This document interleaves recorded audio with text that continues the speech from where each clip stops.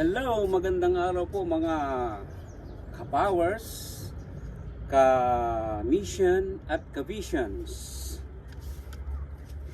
Nandito po tayo ngayon sa Powerhouse. Tayo po ay magbabahagi ng konting message.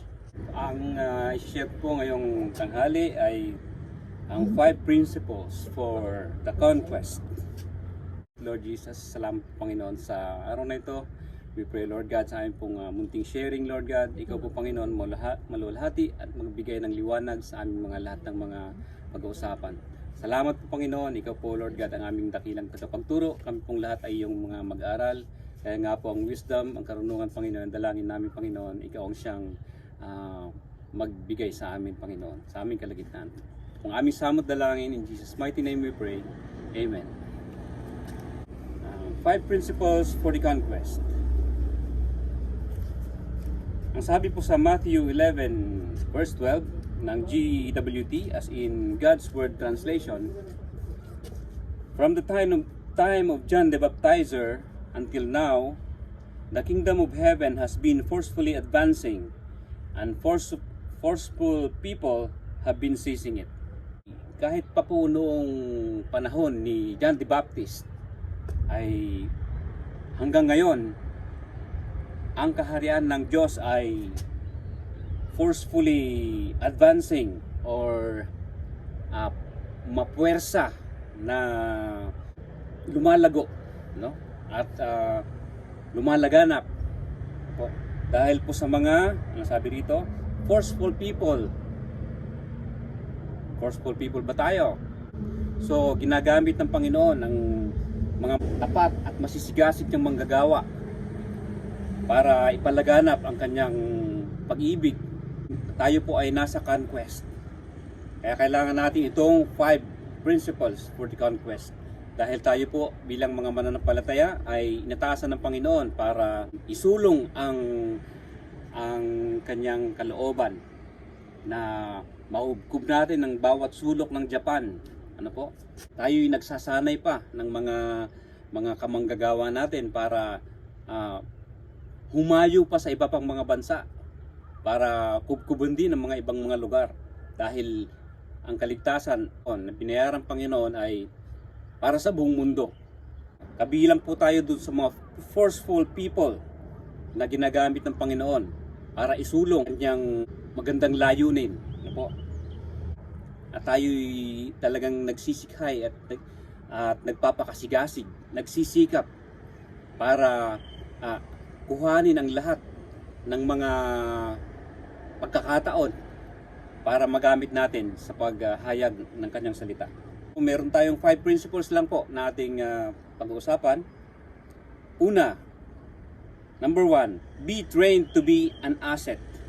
Sabi po sa Ephesians 4:11 and 12 ng NIV, so Christ Himself gave the apostles, the prophets, the evangelists, the pastors and teachers.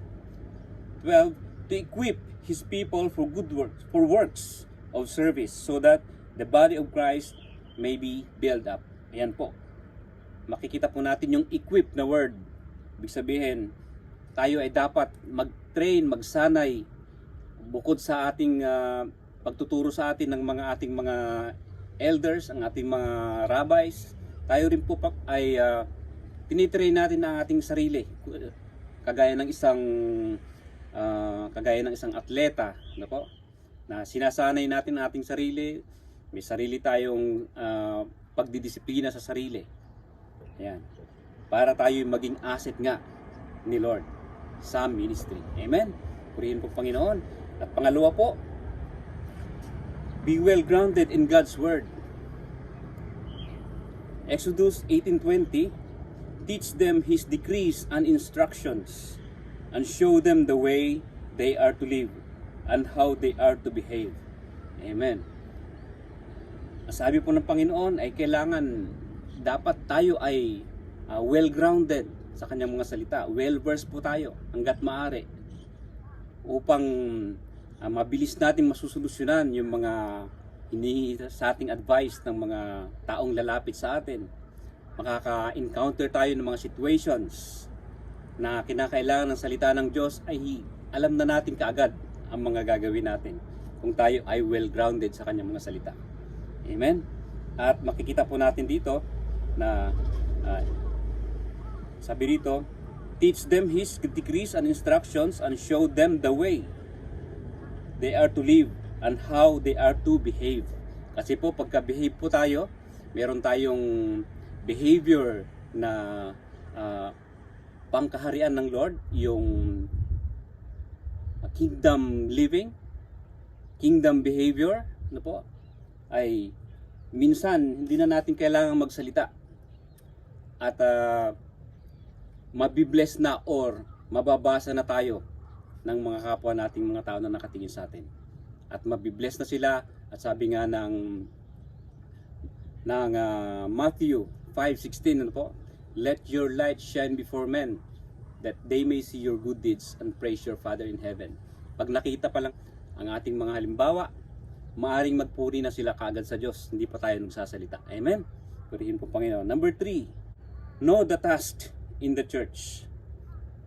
Alamin natin yung mga pwede nating galawan, mga ministries within the church.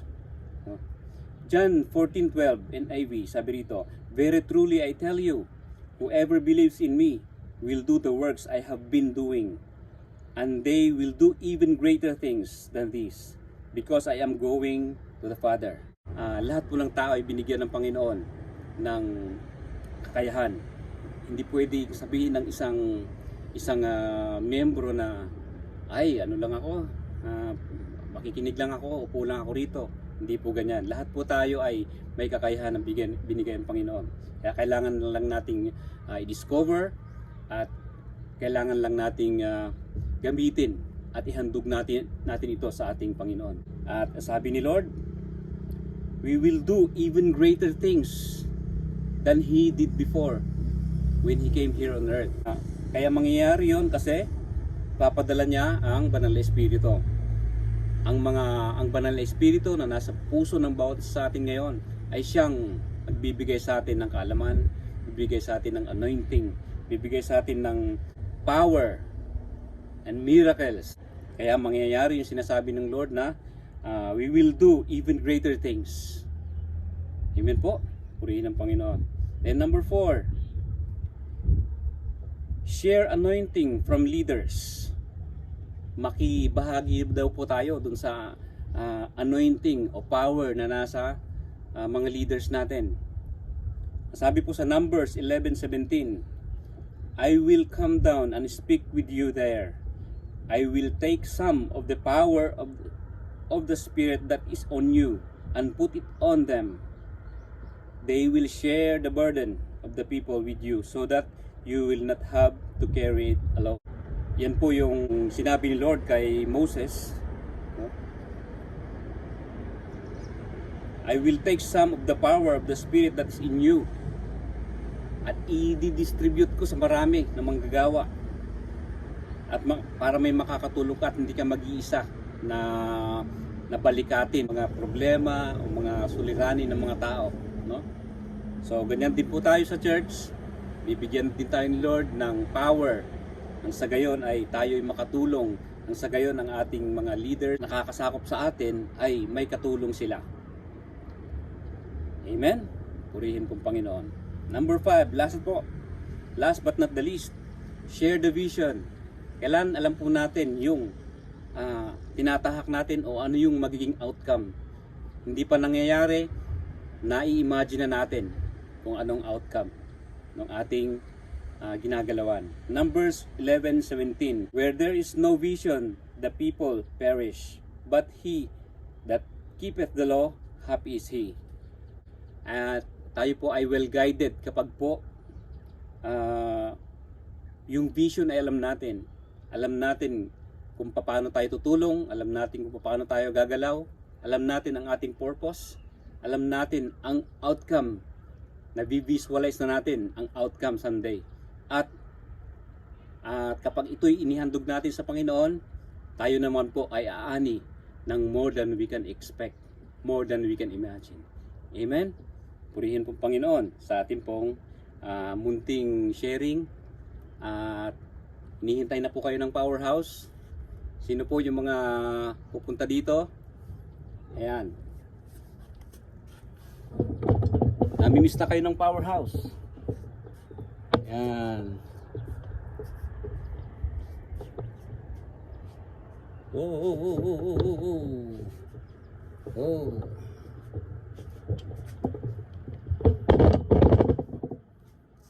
Okay po. Muli po, magandang araw. Pastor Edison Velasco ng Powerhouse. Purihin ng Panginoon.